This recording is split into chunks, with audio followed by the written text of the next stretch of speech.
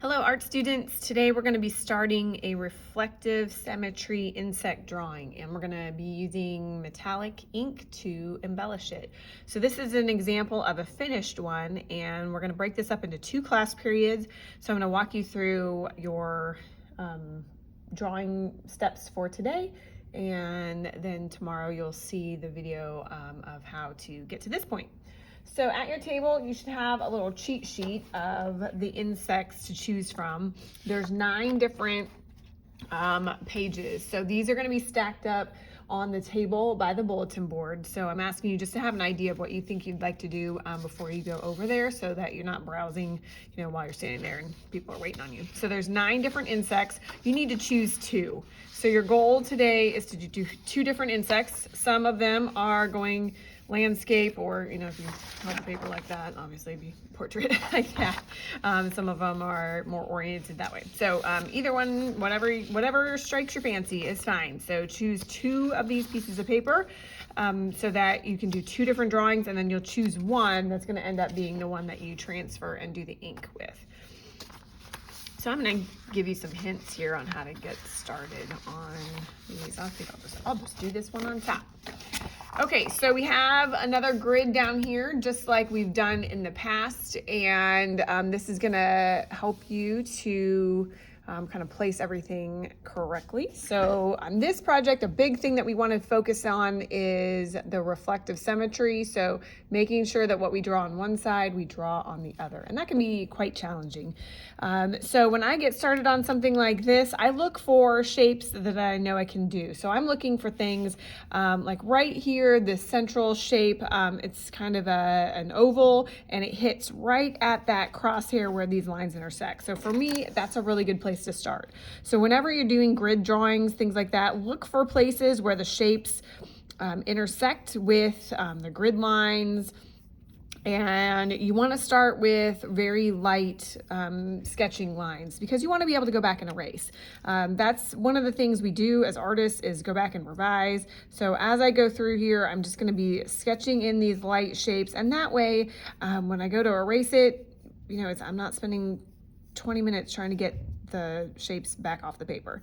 So I'm just going to start sketching in some of these shapes, and I'll talk about the wings here in just a second. So I think I've drawn the body a little bit, or a lot of it, bigger than it is on here. So when I look at this one right here, I notice that the back, it comes a little bit more than halfway. So I probably need to adjust mine. That's about halfway down on mine, and it comes a little bit farther. So I've drawn the body way too big. So I'm gonna go back here and just fix that up. So as you can see, as with other artists, we have to revise. So about halfway down, a little bit further. So that's where the tail is coming to. So I'm gonna maybe go ahead and put that in just so I can avoid making the same mistake again. Okay, so when we go to do the wings, one of the things I find, okay, so it kind of comes out right here by the head, and let's kind of sketch that other shape in here so I can kind of remember that that's there. Drawing things like symmetrical wings can be pretty challenging, and so I'm noticing that when it comes down, it hits underneath, maybe about, where's the halfway mark on here, and you can draw all over these however much you need to. Okay, so it's going to hit about here, and I'm trying to pay attention to the arc of the line and things like that. And one of the things that I notice is that sometimes drawing it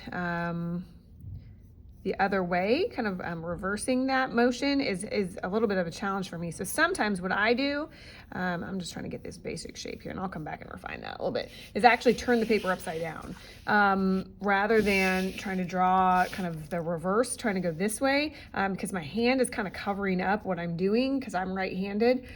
So what I find is sometimes it's actually easier to flip my paper over this way. So you might give that a try if you find that the reflective stuff is a little bit of a challenge. And rather than spending time looking at what I drew over here, I'm going back to my original thing, and I'm trying to look at that because Yes, I want to draw, a reflective drawing. I want it to look the same, but I'm still trying to draw from observation. So I'm still going back to this original drawing, and then I can maybe compare and contrast and see like, okay, which one, which one looks like it actually, is correct, and then we'll make adjustments. So those are just some suggestions for you as you're going through and drawing. So you're doing 2 of these today. So I want you to draw as many details as you can. You can shade stuff in. Some of these individual really detail-y lines you don't necessarily need to do because you could freehand that when we get to the black paper and the ink. But drawing as many of these shapes as you can, like the shapes inside the wings, drawing the antenna, drawing all these individual things, drawing the circles, all that stuff where this band of black runs through. I'm going to draw that in, maybe shade it with my pencil, but that kind of stuff is not necessary. Mostly as many details as you can, so that when we transfer these to the black paper, you'll have less guesswork later.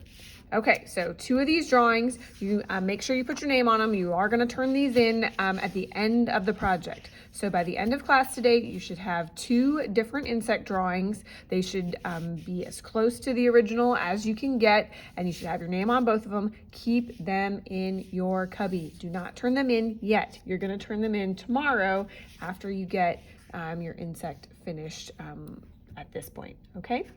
I expect for you to be working hard, working in your seat. If you need pencils and erasers, you should already have a pencil because that's what I ask you to bring every day. But there might be some near the scrap paper, near the magical box of handouts if you are pencilless. All right.